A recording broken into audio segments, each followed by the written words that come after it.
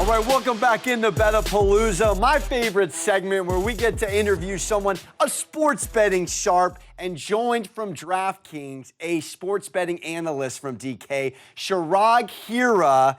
Pleasure to be with you, Chirag. How are we? I'm great. How are you doing? I'm just happy to be here. Happy to have you, my friend. All right, let's start out here in a wild day in the NBA. Who do you think got the best deal at the end of the day?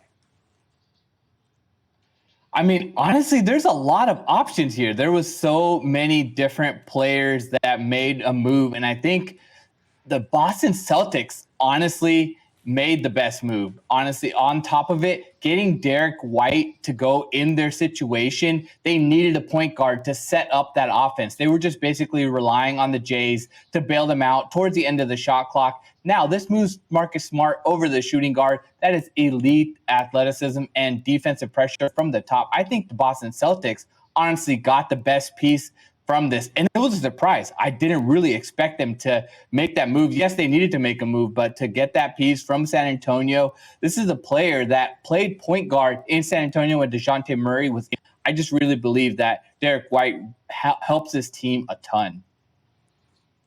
I agree. And how about a move that surprised you that happened? I think a move that surprised me was Kristaps Porzingis.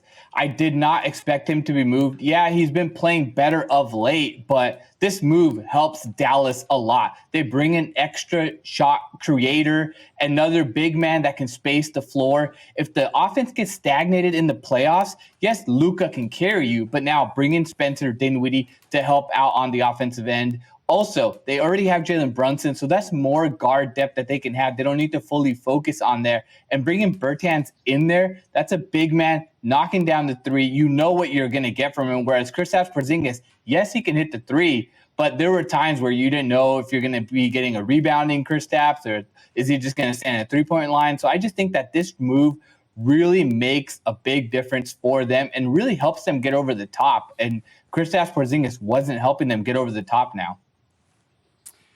All right, Chirag, let's talk about which player you think moved into the best situation and which player moved into the worst. You got to touch on Harden or Simmons for me real quick here. Hopefully you're feeling one of those on there. Honestly, I love both of them. I love the trade for both the players. Honestly, I think it's a good move for both teams.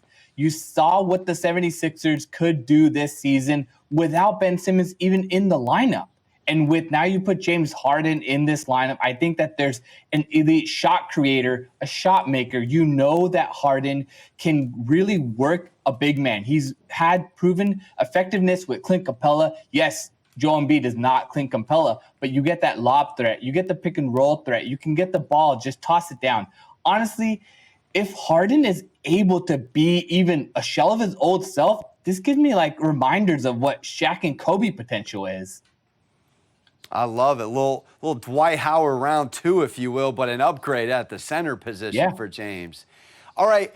Do you look at any of these teams and say, how did they not make a move? I mean, I'm a Laker. I'm born and raised in San Diego, watching LA. I'm furious they did nothing. But what say you on that?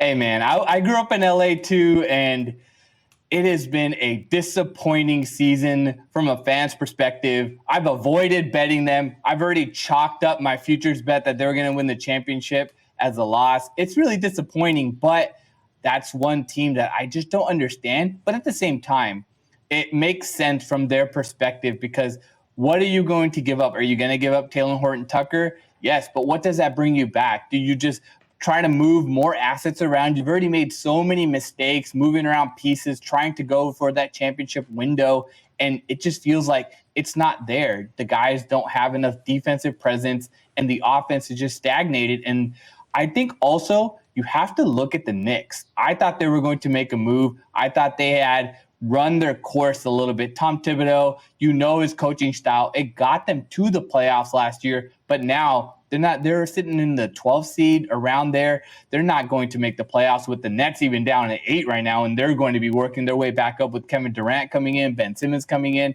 I just don't believe and understand what the Knicks are looking at. Maybe they should have just traded for each other's like problems. That's what I was thinking. Like, the Knicks should have just traded for the Lakers. Here's Russell Westbrook. You give us a couple shooters, and everyone's happy.